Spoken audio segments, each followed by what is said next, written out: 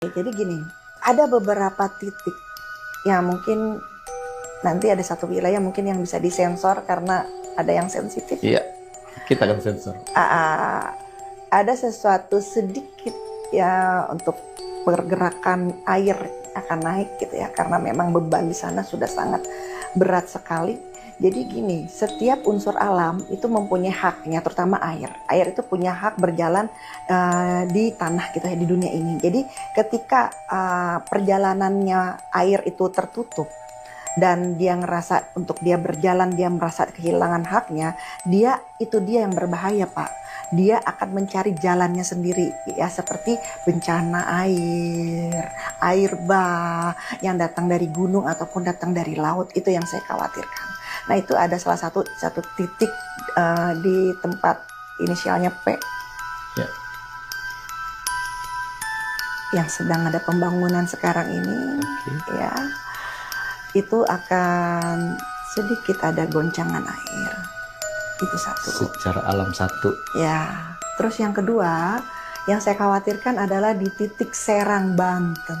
Serang, Banten. Ya, itu Kayaknya air. ini juga yang diutarakan Teh Beni Iya. beberapa bulan yang lalu Iya, ya. benar, masih. Serang, Banten dan Pantai Indah Kapuk kayaknya yang membuat banyak netizen ini bertanya-tanya, dan itu cukup fenomenal. Iya, itu jadi maksud saya tanpa menyudutkan pihak manapun, tidak ada seperti itu. Maksud saya ada kalanya baiknya kalau ini ambil dari sisi positif. Jadi bila mana kita kan berharap ini tidak terjadi gitu. Maksud saya bila mana ini terjadi, kita bisa mengambil sebuah sedia payung sebelum hujan. Jadi tolong apapun yang saya bicarakan, ambil sisi positifnya saja. Saya juga sebenarnya tidak kepingin bicara kayak gini nanti ada yang dirugikan pihak-pihak mana, tidak gitu loh. Tapi justru apa yang ini terjadi karena yang namanya alam itu nggak bisa dikendalikan kalau dia bergerak. Nah, maksud saya bila ini terjadi kita bisa mengkondisikan seperti apa agar tidak banyak kerugian. Antisipasi ya. Yes, antisipasi. Dan kedua itu yang Serang, Banten, yang kayak saya khawatir justru akar membuat gunung laut di bawah Krakatau itu yang bahaya. Oke. Itu yang akan menyebabkan kenapa adanya air naik ke daratan dan memang sudah terjadi. Ya. Di Serang, Banten itu. Nah, itu yang saya takutkan. Jangan sampai karena gini loh Pak, kalau untuk masalah megatrust, saya masih yakinin Tuhan sayang sama Indonesia. Tuhan baik sama Indonesia. Jadi bencana tetap berjalan, takdir tetap berjalan, tapi dipecah. Ya. Nggak fokus dalam satu titik megatrust Pulau Jawa. Kalau Pulau Jawa ada apa-apa, udah Indonesia udah perekonomiannya udah susah, udah mati. Gitu loh. Nah, itu kan Tuhan baik. Sedangkan saya selalu bilang, Indonesia itu adalah dibuat Tuhan surga dunia. Surga dunia. Karena semua kekayaan ada di kita. Mohon maaf, kalau kita bandingkan sama negara luar, memang dia mungkin terlihatnya dia secara teknologi lebih maju. Tetapi kan kalau kita lihat bahannya, itu ada semua di Indonesia. Apa yang nggak kita punya? Pertanian, perkebunan, perikanan, perlautan, semua, pertambangan, semua ada di Indonesia. Kalau mereka itu kan memang mereka mau untuk fight mengolah. Nah, satu hal lagi, jadi kita tidak bisa sepenuhnya menyalahkan pemimpin negeri ini, karena kita juga harus koreksi diri bahwa ada kemalasan di diri kita. Nah, itu yang harus kita hilangkan. Jadi jangan mau cepat saji gitu. Oh, kita mau saji dikit, kita mau cepat kaya gitu. Tapi lewati proses itu gitu loh. Nah, itu yang bencana yang ketiga, Sulawesi. Sulawesi. Ya. Oke. Mohon maaf itu saya juga pas dilihatkan itu, saya melihat masih ada sesuatu yang di keep silent, ditahan-tahan. Coba dong kupas tuntas nih. Saya melihat masih ada kekhawatiran untuk membuka ini. Teh, kalau ini proyeksinya benar, ini luar biasa untuk bangsa kita mengantisipasi. Coba buka dong. aduh, nanti ada yang wah ya. Ya saya dianggap ancaman gitu. Karena ada yang sebagian kayak gitu ngerasa ada beberapa kelompok gitu ya, ngerasa suara saya malah sebagai ancaman buat mereka. Padahal maksud saya antisipasilah gitu, kalau misalnya alam itu sudah bergerak, kita udah nggak bisa bicara masalah keuntungan lagi, justru lebih banyak adalah kerugian yang kita keluarkan. Itu maksud saya antisipasi dari sekarang, jadi ambil positifnya gitu loh. Nah untuk yang itu ya memang selain Sulawesi itu Bapak ini mancing, jadi saya bingung ini.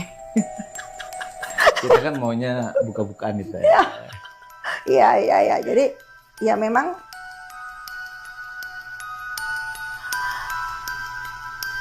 kalau Sulawesi itu kan datangnya dari Laut Filipina. Laut Filipina. Iya. Ya, memang dari ada palung di sana itu yang sangat mendebarkan. Ya. Dan selanjutnya itu di Bandung itu kan ada Sesar Lembang, Pak. Sesar Lembang ya. Ya, tahun 2026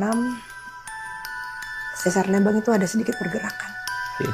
Memang tidak fokus ke daerah-daerah Jawa Barat yang berada di Bandung, memang tidak fokus hanya di sana, justru akan ke daerah Bekasi yang di pesisir pantai. Itu yang kena. Itu yang kena ya. Iya, karena memang kita juga harus introspeksi bahwa kita kurang merawat kebersihan, kita kurangnya merawat alam semesta. Jadi lokasi di titik yang tidak merawat alam dengan baik, yang mensia-siakan alam, itu adalah titik di mana akan terjadinya bencana. Karena 2026 ibaratnya seperti kita umroh, bahwa apa yang kita lakukan terjadi kontan 2026. Itu yang mengerikan Pak sebenarnya. Jadi udah warningnya tuh Allah udah levelnya udah dinaikin. Kalau dulu kan mungkin kita berbuat sesuatu dibalasnya nanti-nanti gitu. Kalau 2026 start enggak. Kamu makan sekarang, itu yang kamu rasa sekarang. Ya. Jadi seperti kalau kita mungkin teman-teman yang Islam itu sudah tahu umroh, kita makanya di tanah suci, nggak boleh macam-macam, gak boleh gini karena langsung ada kejadian itu 2026 seperti itu. Paranormal pun melihat bahwa setiap masa memang memiliki pemimpinnya sendiri. Dalam pandangannya, kondisi alam Indonesia memang sudah berada dalam fase yang kurang sehat jauh sebelum masa kepemimpinan sekarang dimulai. Menurutnya, kerusakan alam yang terjadi selama bertahun-tahun ibarat akumulasi yang terus menumpuk. Alam menyimpan tekanan dalam diam. Dan ketika waktunya tiba, ledakan itu terjadi di masa siapapun yang sedang memimpin. Ini kan ada satu pepatah, saya bilang setiap masa ada pemimpinnya. Nah, artinya kan setiap zaman itu ada pemimpin. Nah, berkaitan dengan kepemimpinan Prabowo, ketika tahun pertama beliau memimpin, bencana silih berganti. Terakhir ditutup tahun itu 3 provinsi mengalami bencana yang dahsyat luar biasa. Nah, 2026 apakah TV ini juga memproyeksi akan ada satu bencana besar? Ini yang saya maksudkan, apakah ada hubungan dengan beliau sebagai pemimpin kita atau kebetulan saja di saat beliau memimpin bangsa ini? Kalau saya lihat itu memang kebetulan. Kebetulannya. Karena beliau justru di titik yang dianggap sanggup untuk melewati ini. Dengan ada karma baik ya. Setiap manusia kan punya karma buruk dan karma baik. Nah, karma baik ini yang beliau dianggap bahwa beliau bisa melewati ini semua. Jadi kondisi tanah, kondisi alam di Indonesia ini memang sudah dalam keadaan sakit. Oke. Hanya masalah tunggu waktu kapan akan berontak. Jadi jangan salah bahwa alam semesta pun itu bisa berontak, bukan manusia aja yang bisa berontak. Tapi alam semesta itu bisa berontak. Nah, dengan kondisi ini, sebenarnya ini udah di fase yang lama. Rentetan. Okay. Perusakan alam itu udah rentetan. Meledaknya itu pada zaman beliau. Zaman Prabowo. Ya, zaman Bapak, karena dianggap beliau sanggup untuk melewati ini semua. Gitu. Jadi beliau dianggap bahwa ya ini juga sebagian yang menjadi ujian buat Bapak. Kembali ujiannya itu juga akan menarik pihak asing. Maukah kamu memasukkan pihak luar ke dalam dengan keadaan Indonesia sedang mendapatkan ujian seperti ini. Kembali bahwa keberadaan Indonesia, negara Indonesia, bangsa Indonesia itu dipertaruhkan dalam arti kata, membuka nggak kalian pintu untuk pihak asing masuk ke Indonesia dengan menata Indonesia itu. Jadi ini sebenarnya adalah kembali ke ujian ke Bapak Prabowo, sebenarnya kasihan gitu. Jadi Bapak Prabowo tentunya pasti sangat hati-hati untuk menerima ini semua karena tidak mau kehilangan jati diri bangsanya. Bukan jati diri ke Bapak Prabowo-nya, tapi lebih ke jati diri bangsa yang sampai kehilangan itu. Jangan intinya tuh jangan dibuat ketergantungan dengan pihak manapun seperti itu. Teh, apa pesan spiritual untuk masyarakat Indonesia sehingga unsur-unsur negatif tahun 2026 ini bisa dilalui dengan baik? Kira-kira apa pesan spiritual mau disampaikan ke pemirsa kita? Jadi menurut saya, satu, ayo kita hidupkan lagi adat istiadat. Yang namanya sedekah laut, sedekah bumi. Ya memang kita yang namanya sedekah tentunya ke manusia. Itu tidak bisa disandingkan dengan apapun itu udah wajib.